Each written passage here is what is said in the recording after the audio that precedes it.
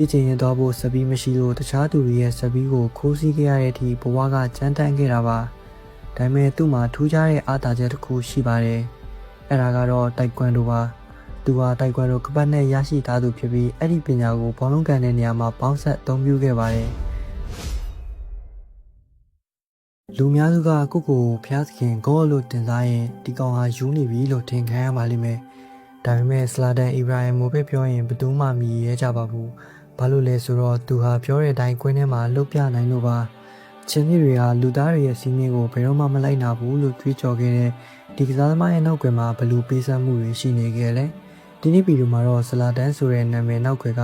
မာနာတဲ့ပါမီချောင်းကိုအသေးစိတ်ပြောပြပေးသွားမှာပါဆလာဒန်ကိုဆွေရင်နိုင်ငံရိုဆန်ဂတ်ဆိုတဲ့ရာဇဝတ်မှုထူပြောတဲ့ရက်ကွက်လေးမှာမွေးဖွားခဲ့တာပါသူဟာရွှေပြောင်းခြေချမိသားစုကဆင်းသက်လာသူဖြစ်ပြီးငယ်ဘဝကအရန်ကိုဆင်းရဲခဲ့ပါတယ်တည်ချင်ရင်သွားဖို့စပီးမရှိလို့တခြားသူတွေရဲ့စပီးကိုခိုးစီးခဲ့ရတဲ့အထိဘဝကကြမ်းတမ်းခဲ့တာပါဒါပေမဲ့သူ့မှာထူးခြားတဲ့အားသာချက်တစ်ခုရှိပါတယ်အဲ့ဒါကတော့တိုက်ကွမ်ဒိုပါသူဟာတိုက်ကွမ်ဒိုကပတ်နဲ့ရရှိထားသူဖြစ်ပြီးအဲ့ဒီပညာကိုဘောလုံးကန်တဲ့နေရာမှာပေါင်းဆက်အသုံးပြုခဲ့ပါတယ်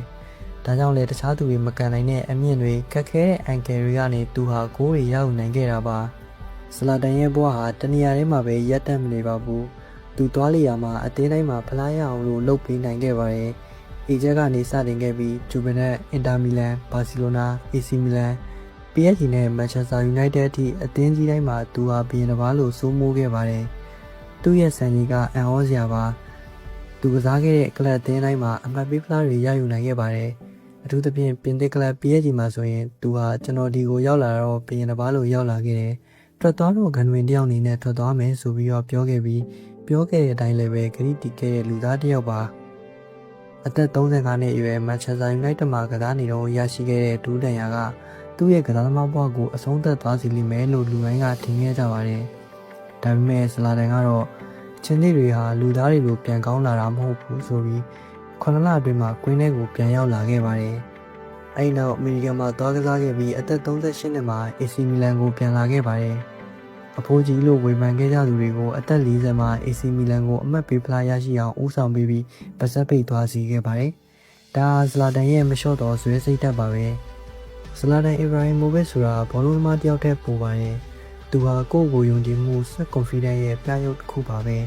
သူပြောသမျှစကားတွေကမောက်မာတယ်လို့ထင်ရပေမဲ့သူဟာကြိုးစားအားထုတ်မှုနဲ့သက်သေပြခဲ့သူပါဘောလုံးလောကမှာဆလာဒန်မရှိတော့ရင်အရာအလုံးကပြင်းစရာကောင်းသွားလိမ့်မယ်လို့သူပြောခဲ့မှုပါတယ်